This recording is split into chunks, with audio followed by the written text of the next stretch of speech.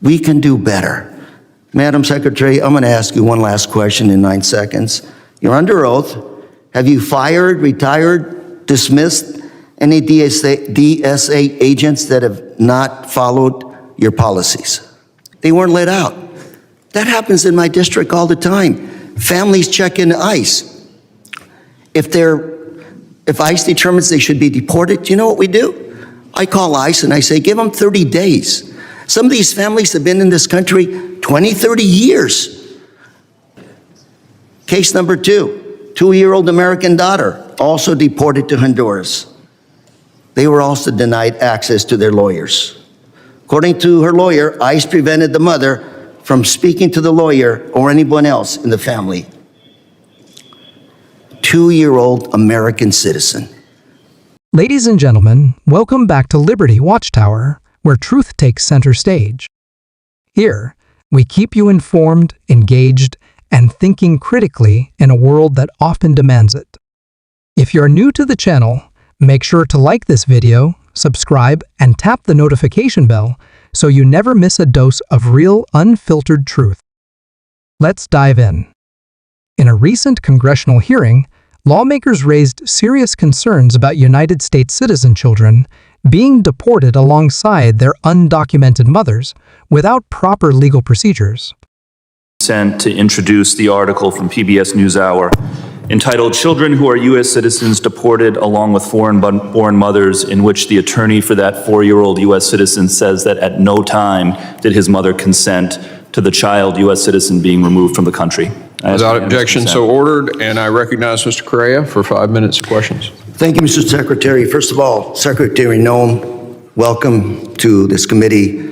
Had the honor of hearing testimony from Secretary Kelly, Secretary Mayorkas, and of course you. Welcome. We all have the same interests, which are protecting Americans, American taxpayers, as we move forward in our jobs. And I want to say that your testimony, my colleague from Louisiana, and myself have the same interests, which are to protect Americans, especially to protect children, especially to protect American citizen children.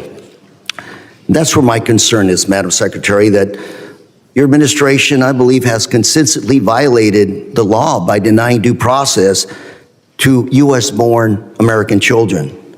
Under your watch, you've deported American children, U.S.-born children.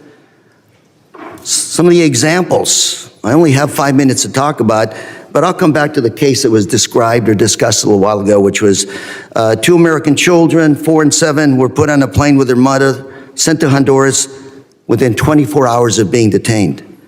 There was an attorney involved. And we're debating right now the issue, as if you stated, that the mother wanted the child to go with her, but there was an attorney involved.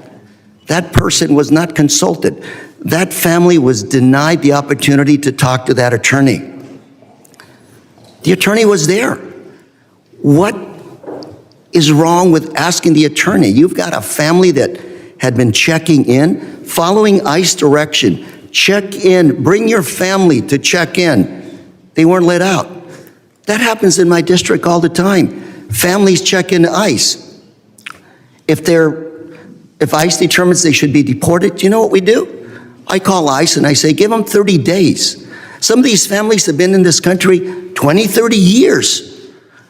Give them 30 days to get their situation in order. Make sure that they figure out how to keep their American children in the U.S. Give them the opportunity to make an educated decision on the lives of American citizens. In this case and other cases, ma'am, you have split-second decisions to make a decision on those children. And you, Madam Secretary, also make split-second decisions based on whatever coerced discussion you're having with that mother.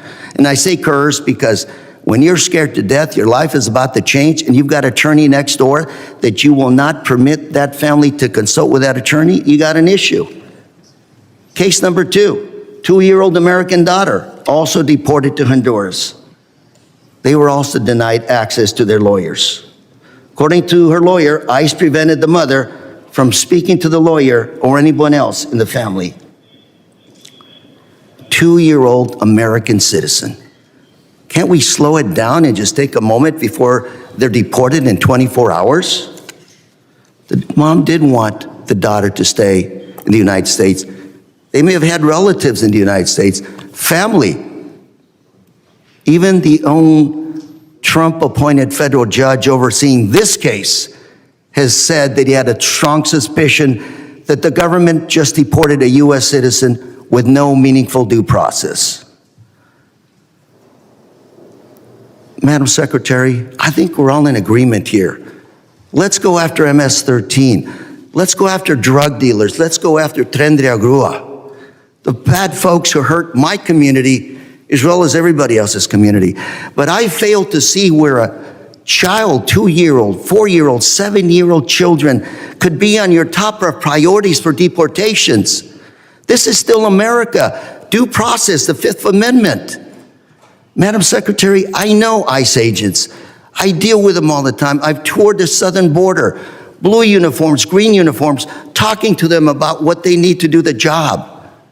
More than happy to have that discussion with you, publicly or privately, but deporting U.S.-born children, ignoring their attorneys, take a deep breath. You've been here 20, 30 years. Representative Lou Correa cited a PBS NewsHour report detailing cases where children born in the United States were removed from the country without their families being allowed to consult attorneys or make informed decisions. These actions potentially violate the Fifth Amendment's due process protections and highlight a troubling lack of safeguards for citizen children. The debate calls into question how immigration enforcement can be carried out without compromising the constitutional rights and well-being of innocent American children. A lot of the times back home, when I ask the ICE agents, give them 30 days, you know what?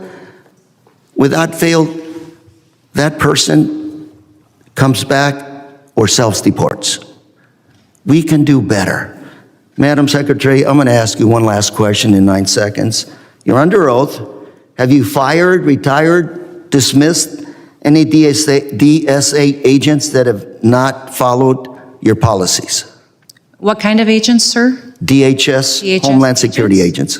Yes. Specific law enforcement officers? Yes, ma'am. Officers under your watch. I haven't given any specific orders to any law enforcement officers under the Department of Homeland Security. So there are within the Department of Homeland Security 280,000 employees. 47,000 of them are Coast Guard individuals.